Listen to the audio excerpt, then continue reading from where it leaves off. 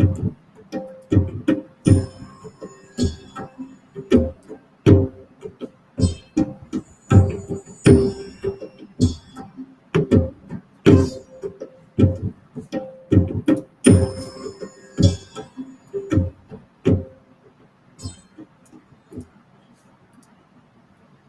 बहुत धन्यवाद।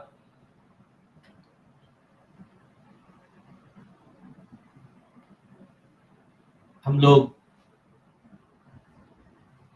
सीता जी के बारे में बातचीत कर रहे हैं।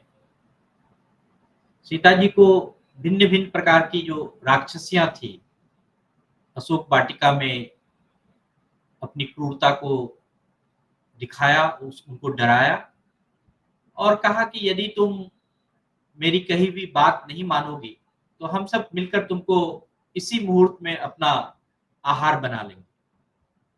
तो किसी भी राक्षसी की क्रूरता या हंसी, या फिर हम कहें कि किसी भी आप किसी के भी जीवन में कोई विभत्स तरीके से किसी के साथ कोई व्यवहार करता है, या हम कहें कि विभत्स तरीके से अपने व्यवहार का प्रदर्शन करना ही राक्षसी की संज्ञा है। अगर हम एक दृष्टिकोण देखें तो हम सभी के जीवन में आपके ये जो सीता का जो प्रसंग है, हम सभी के जीवन में, आपके भी जीवन में, हमारे भी जीवन में यह प्रसंग का जो दृष्टिकोण है यह प्रकाशित करता है। हमारे जीवन में भी बहुत बार, आपके जीवन में भी बहुत बार कोई लोग सामने आकर जो है डराया होगा, धमकाया होगा। और हम सभी को जब ये डराने और धमकाने की जो परिभाषा मिलती है, जब कोई डराता है हमें, इसी को हम पिचास की परिभाषा करते हैं कि ये पैचासिक परिभाषा। पिचास का अर्थ ही होता है जो हमें डराया जाता है। चाहे वो कोई राक्षसी बन के डराए, चाहे वो आपको भूत बन के डराए, चाहे पिचास बन के डराए। तो ये डराने की जो संज्ञा है वही राक्षस की संज्ञा है।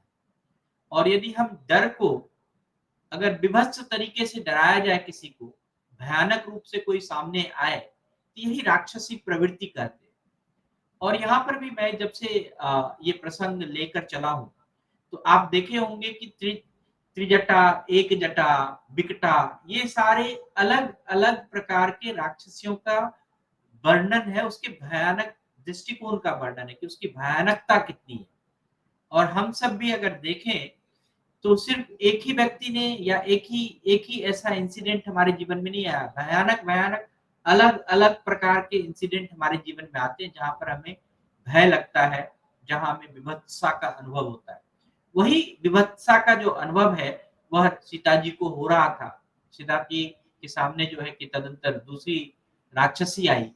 वो इतने उसके लंबे स्तन थे, इतने लंबे बाल थे, जिसका नाम था बिकटा। और बिकटा वह इतनी कुपित थी कि उनको जो है कि वह मुक्का तान कर जो है सीता जी के सामने खड़ी थी और अत्यंत खटी खोटी बुद्धि वाली थी।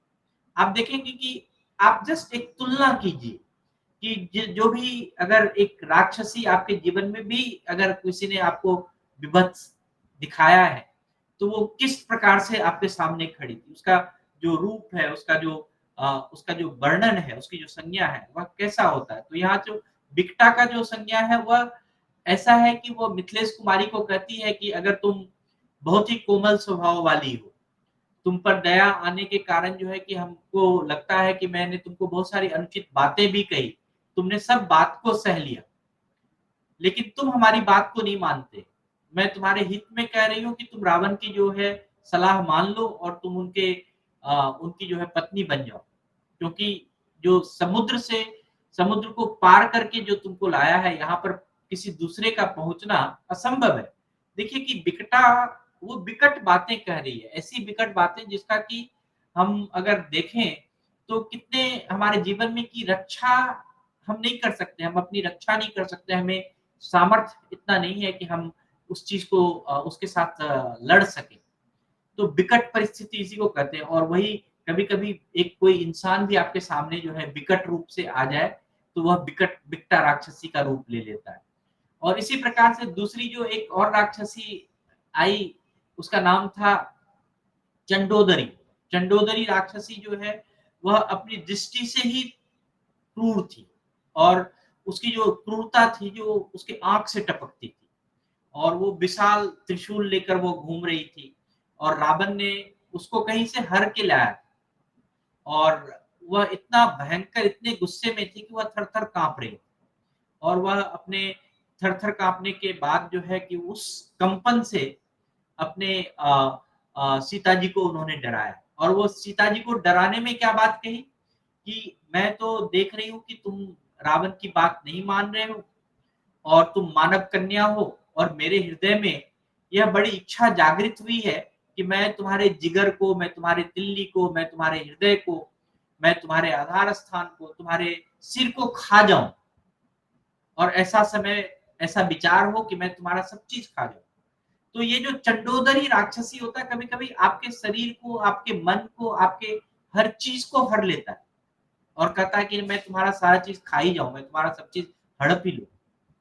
और तदंतर जो है दूसरी राक्षसी आई, उसका नाम था प्रदसा। प्रदसा नाम की जो राक्षसी थी वो बहुत ही क्रूर हृदया थी। उसका जो हृदय था बहुत ही क्रूर था और वो सीता का गला घोंटना चाहती थी। वो कह रही थी कि तुम जो अब जो है चुपचाप बैठ रहे हो, कुछ बोल नहीं रही हो। तुमने अपना अपना मंतव्य नहीं बदला है कि तुम रावण की भार्या बन जाओ, तो मैं तुम्हारा गला घोंट दूँ और इसकी सूचना जो है महाराज रावण को दे दी जाए कि कन्या मर गई। और फिर कोई संदेह नहीं है, यह समाचार सुन के जो है रावण जो है वो ये कहेगा, आज्ञा दे देगा कि तुम लोग इसको खा जाओ।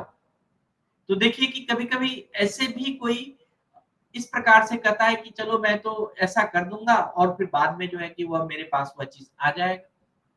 फिर एक दूसरी जो राक्षसी आई जिसका नाम था अजामुखा। अजामुखा ने कहा कि तुम मुझे तो व्यर्थ में विवाद अच्छा नहीं लगता है। पहले जो है इसको काट के पहले टुकड़े-टुकड़े कर डालो और फिर सब टुकड़े को बराबर माप-तौल के फिर हम लोग जो है इस सीता के जो कि हर अंग के टुकड़े-टुकड़े करके फिर बराबर हिस्से में डाल के खा लेते हैं। तो वो प्रचुर मात्रा में क्या था कि उसके पास वो राक्षसी क्रूरता तो थी लेकिन बाँटने की भी प्रवृत्ति थी। इस प्रकार से एक और राक्षसी आई जिसका नाम था सुपर्णखा। सुपर्णखा ने क्या कहा कि अजामुखी ने जो बात कही है, वह तो मुझे अच्छी लगी। समस्त शोक का ही नाश कर देते हैं कि भाई ये जो ना रहे बाँस ना बाजे बाँसुरी, शीघ्र ही जो है हम सीता का जो है यहाँ पर वध कर देते हैं और फिर उसके मांस का जो है कि स्वादन करते हैं। तो इस प्रकार से जो आप देखे होंगे कि जब किसी के भी जीवन में, वो तो सीता जी के जीवन में एक विभत्सता, एक भयानकता का वर्णन है, यह एक विचार है। और अगर हम हमारे जीवन में भी कई प्रकार से भिन्न-भिन्न प्रकार के राक्षसियों के द्वारा धमकाया जाता है और जब हमारा धैर्य टूट जाता है, तो क्या होता है कि हम कूट-कूट कर वहाँ फूट-फूट कर रोने लगते हैं। हम वहाँ पर जो है अपने विचार को खो देते हैं, हम अपनी सोच को खो देते हैं और कहीं हम ट्रांस हो जाते हैं। इस प्रकार से क्या होता है जब हम विचार खो दिए, सुध-बुध खो दिए, तभी हमारे सामने जो है कि वो दुर्घटना घट जाती है। तो कहते हैं कि यह जो है राक्षसियों के कारण, पिशाच के कारण जो है ऐसा हुआ। तो जब भी हमारे जीवन में कोई भयानक सी ऐसी भी दुर्घटना हो, तो हमें सबसे पहले तो लक्ष्य याद रखना चाहिए कि हमें क्या चाहिए। हम अपनी तत्परता जो अपनी विश्वास है, उसको हमें दृढ़ता के साथ जैसे सीता जी का विश्वास था कि राम आएँगे, तो उस विश्वास को बनाए रखना चाहिए। और फूट-फूट कर रोने की बात है क्योंकि वो आपके इमोशंस तो हैं, लेकिन जब हम रो रहे हों, तो सिर्फ़ हमारे वो इमोशंस हो, वहाँ पर रोते-रोते ऐसा ना हो जाए कि हम अपना सुध-बुध खो जाएँ और जिससे कि दूसरा कोई हमारे ऊपर क्रूरता कर दे, हमारे ऊपर भयानक आक्रमण कर दे। ऐसा हमें सोच बदलना चाहिए, इस प्रकार से हमें अपने ढाढ़स को बाँध के रखना चाहिए। तो आज के लिए हम इतना ही कहेंगे। बहुत-बहुत धन्यवाद, बहुत-बहुत आभार। सब